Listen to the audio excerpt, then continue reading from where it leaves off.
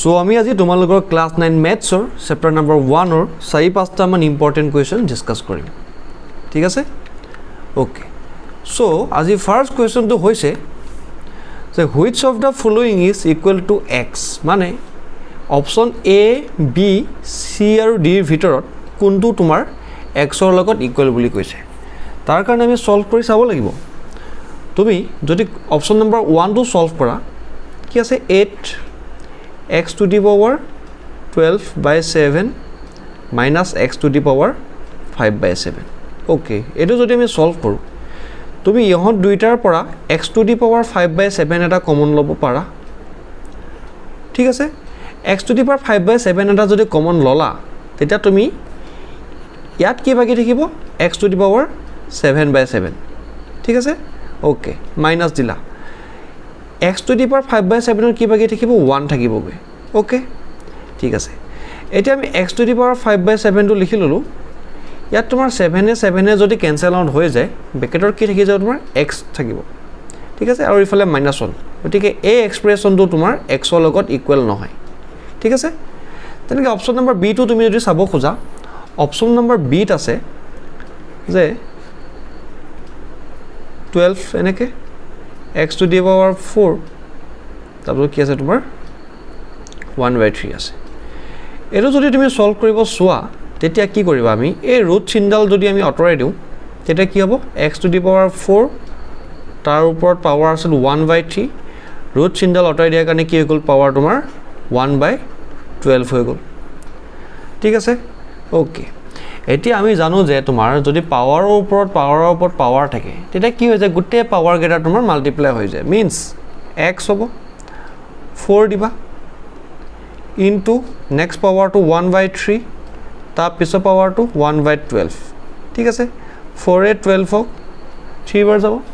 then তোমাৰ কি হ'ব 1 by 3 আৰু 1 by 3 মাল্টিপ্লাই হৈ x to the power 1 by 9 হ'ব means তোমার B অপশন তো কি হল x ৰ লগত ইকুৱেল নহল সো আমি এটা কি চাম C টো চাম ঠিক আছে আমি এটা C চাম অপশন নম্বৰ C টো কি আছে তোমাৰ ৰুট আছে তাৰ ভিতৰত x কিউব আছে ব্ৰেকেট দি ইহতৰ পাৱাৰ কিমান আছে 2 by 3 ওকে যদি তুমি এটো সলভ কৰা x দিলা কিউব দিলা স্কয়াৰ ৰুটৰ কাৰণে পাৱাৰ কিমান দিলো হাফ দিলো তাৰ ওপৰটো পাৱাৰ আছিল 2 by 3 টো আকৌ ইয়াৰ ওপৰত আমি কি কৰিলো পাৱাৰ 2 by 3 টো আমি দিলু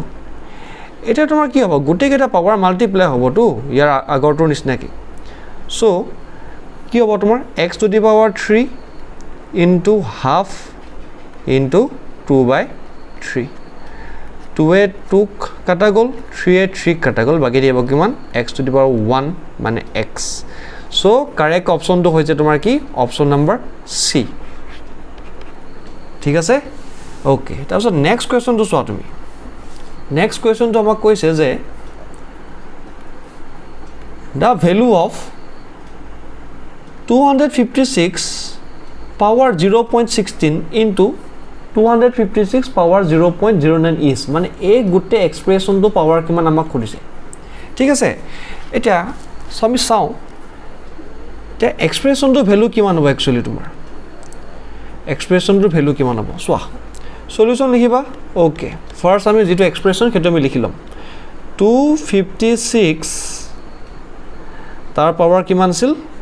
0.16 ওকে 0.16 into 256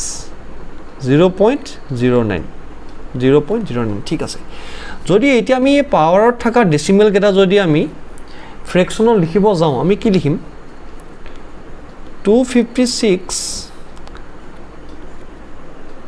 16 by 100 হ'ব 0.162 তোমাৰ ফ্ৰেকশনত লিখিলে কি হ'ব 16 by 100 হ'ব তেতিয়া ইনটু হ'ব নেক্সট আকৌ কি হ'ব 256 তাৰ পাৱাৰ কিমান হ'ব 9 by 100 হ'ব যদি আমি ফ্ৰেকশনত এক্সপ্ৰেছ কৰো এতিয়া তুমি চোৱা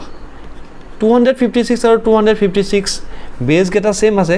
সো তুমি কি লব পাৰা বেস টু লৈ পিলে পাৱাৰ গেটা তুমি এড কৰি দিব পাৰা প্লাস 9 by 100 ঠিক আছে এটা কি হ'ব তোমাৰ 256 ললা ডিনোমিনেটৰ সেম 100 হ'ব 16 plus 9 হবো এইটো তোমাৰ কাৰ সমান হ'বগৈ 256 16 + 9 কৰিলে কিমান হ'ব 25 হ'ব 25 হ'ব নেক্সট কিমান হ'ব ডিভাইডেড বাই 100 ওকে এটা তোমালোকে নিজে জানা যে 25 এ 100 ক কিমান বাৰ যায় মনত পেলাচোন 25 এ 100 ক কিমান বাৰ যায় 25 এ 100 ক যায় তোমাৰ 4 টাইমছ ঠিক আছে এতিয়া আমি এই গোটে টাৰ্মটো কি বুলি লিখিব পাৰো 256 পাৱাৰ 1/4 বুলি ঠিক আছে ওকে এতিয়া আমি 256 টো কি লিখিব পাৰো 4 টু দি পাৱাৰ 4 বুলি লিখিব পাৰো 4 টু দি পাৱাৰ 4 লিখিলে তাৰ ওপৰত a পাৱাৰটো লিখি দিম 1/4 নেক্সট কি হ'ব তোমাৰ পাৱাৰে multiply so 4 to the power 4 into 1/4 হ'ব 4 এ কাটা যাব কিমান থাকিব 4 টু দি পাৱাৰ 1 মানে ইকুৱেল টু 4 এতিয়া এই গোটে